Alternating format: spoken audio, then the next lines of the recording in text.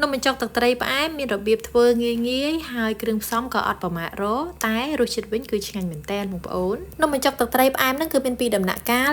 ទី1គឺការធ្វើទឹកត្រីផ្អែមហើយដំណាក់កាលមួយទៀតគឺការស្ងោរសាច់ចាបងប្អូនសាច់ខ្ញុំថ្ងៃហ្នឹងគឺមានសាច់ជ្រូក3ជាន់ហើយនិងពោះតាន់ដូច្នេះហើយនៅក្នុងវីដេអូនេះដែរផ្នែកខ្លះបងប្អូននឹងឃើញកន្លែងស្ងោរសាច់គឺខ្ញុំបានដាក់សខ្មៅក៏ដូចជាដាក់រៀងលឿនណាដោយសារតែនេះជាម្ហូបដែលយើងញ៉ាំទូទៅក្នុងគ្រួសារខ្មែរយើងគឺធម្មតាឯងបងប្អូន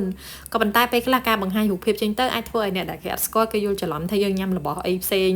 មិនល្អអីចឹងហើយគឺខ្ញុំធ្វើការដាក់វាអត់សូវរៀងច្បាស់ទេបើសិនជាបងប្អូនខ្មែរយើងគាត់មើលគឺធម្មតាទេព្រោះអីម្ហូបនេះគឺជាម្ហូបធម្មតាទូទៅក្នុងគ្រួសារខ្មែរអញ្ចឹងនៅពេលដែលខ្ញុំទិញពោះតាន់ហ្នឹងអ្នកលក់គាត់ប្រាប់ថា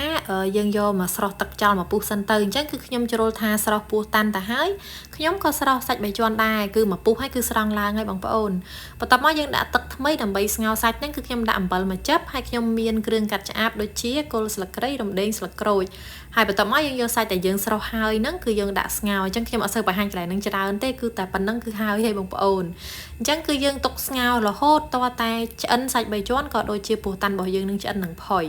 ឥឡូវងាកមកធ្វើទឹកត្រីផ្អែមនៅពេលដែលយើងកំពុងរង់ចាំសាច់របស់យើងស្ងោរហ្នឹងណាបងប្អូនអញ្ចឹងការធ្វើទឹកត្រីផ្អែមរបស់ខ្ញុំគឺងាយស្រួលខ្លាំងមែនតែន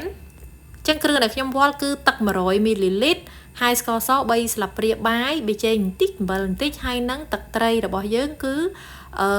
3ស្លាបព្រាបាយទេបងប្អូនបន្ទាប់មកគឺយើងបន្ថែមទឹកខ្មេះ2ស្លាបព្រាបាយបងប្អូនអញ្ចឹងសម្រាប់រសជាតិដែលខ្ញុំលាយនេះគឺល្មមសម្រាប់ខ្ញុំហើយបើមិនជាបងប្អូនចូលចិត្តរសជាតិ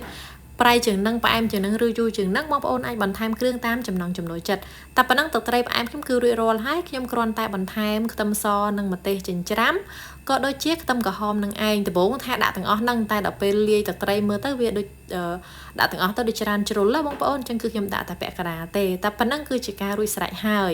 សម្រាប់ស្រេចដីវិញគឺបុកឲ្យម៉ត់បានតែប៉ុណ្្នឹងទៅតែយើងអត់ដាក់ឥឡូវទេបងប្អូនចាំពេលញ៉ាំចាំយើងដាក់អញ្ចឹងហើយយើងអាចទុកទឹកត្រីផ្អែមរបស់យើងហ្នឹងបានយូរបងប្អូនអញ្ចឹងនេះគឺជារូបរាងទឹកត្រីផ្អែមរបស់យើងដែលធ្វើរួចរាល់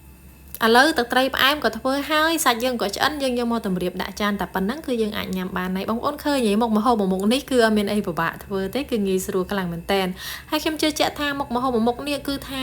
ក្នុងសង្គមគ្រួសារខ្មែរយើងគឺចូលចិត្តតែពេលខ្លះគឺគាត់មាននំបញ្ចុកទឹកត្រីផ្អែមបែបហ្នឹងជាមួយសាច់ដូចខ្ញុំបែបហ្នឹងពេលខ្លះគាត់ក៏មានត្រីស្ងោរឬក៏ត្រីចំហុយឬក៏ត្រីដុតអីអញ្ចឹងនិយាយទៅបងប្អូនខ្មែរយើងក៏ចូលចិត្តម្ហូបបែបហ្នឹងអញ្ចឹងដូចខ្ញុំបញ្ជាក់អញ្ចឹងម្ហូបនេះគឺជាម្ហូបសាមញ្ញទូទៅធម្មតាក្នុងសង្គមគ្រួសារខ្មែរយើងទេប៉ុន្តែគ្រាន់តែថារូបរាងនៅពេលដែលយើងស្ងោរសាច់ហ្នឹងមើលទៅវាមិនសូវល្អមើលទេគឺខ្ញុំអត់សូវដាក់ច្រើនទេណាបងប្អូនឥឡូវតោះកុំឲ្យបបាច់ច្រើនមកញ៉ាំទាំងអស់គ្នា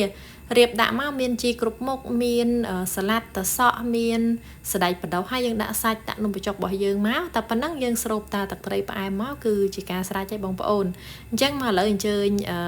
ហូបនំបញ្ចុកទឹកត្រីផ្អែមជាមួយខ្ញុំហើយសម្រាប់វីដេអូរបស់ខ្ញុំក៏មានតែប៉ុណ្្នឹងដែរបងប្អូនអរគុណច្រើនសម្រាប់បងប្អូនដែលតែងតែគាំទ្រជួយចុច like និង share វីដេអូរបស់ខ្ញុំអរគុណច្រើនបងប្អូនយើងនឹងជួបគ្នានៅវីដេអូក្រោយ